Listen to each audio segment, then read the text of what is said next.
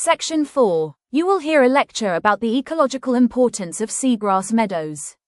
First, you have some time to look at questions 31 to 40.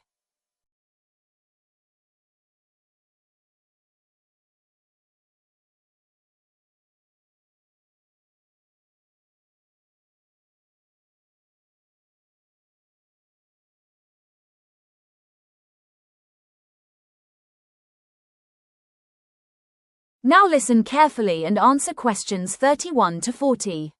Good morning, everyone. Today, we are shifting our focus from the more colorful and widely publicized coral reefs to an ecosystem that is often overlooked yet arguably just as critical for marine health: seagrass meadows.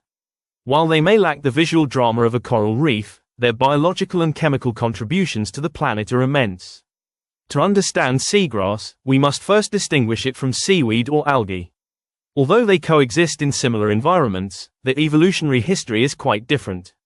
Seagrasses are actually the only marine plants that originated from land ancestors, returning to the sea approximately 100 million years ago.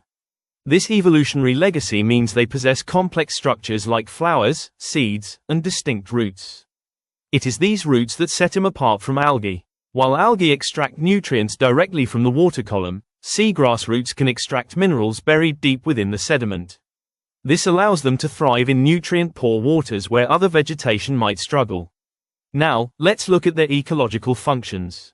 The physical structure of a seagrass meadow acts as a giant filter. As water currents flow through the leaves, the friction slows the water down, causing suspended sand and organic particles to drop to the seafloor.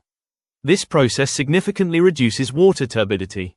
By clearing the water, they allow sunlight to reach greater depths, which in turn supports further plant growth. A positive feedback loop.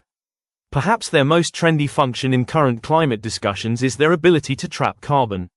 Seagrass meadows occupy less than 0.2% of the world's oceans, yet they are responsible for more than 10% of all carbon buried in the ocean. We use the term blue carbon to describe this specific type of carbon storage, distinguishing it from the green carbon stored by terrestrial forests.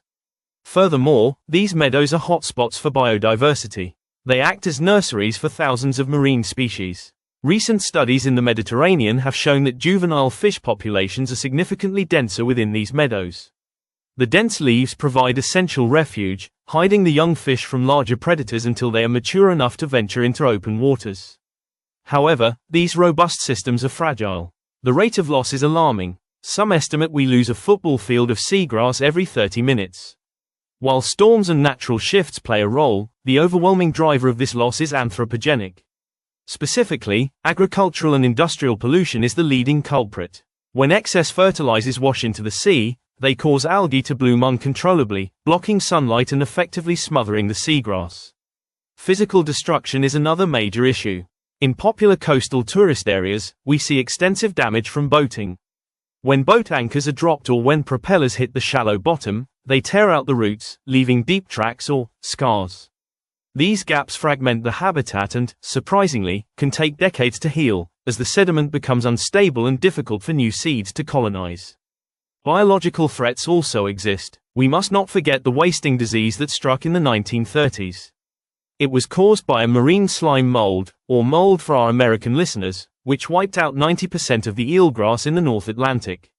While populations have recovered, the pathogen is still present, and stress from warming waters could trigger another outbreak. So, what is being done? Restoration is notoriously difficult. Early attempts involved digging up plants from healthy meadows and replanting them elsewhere, but this was labor-intensive and often failed. Innovative techniques are now being tested. One promising method involves placing seeds inside biodegradable Hessian bags. These bags weigh the seeds down, preventing them from being swept away by currents before they can take root. Finally, long-term sustainability isn't just about science, it's about people.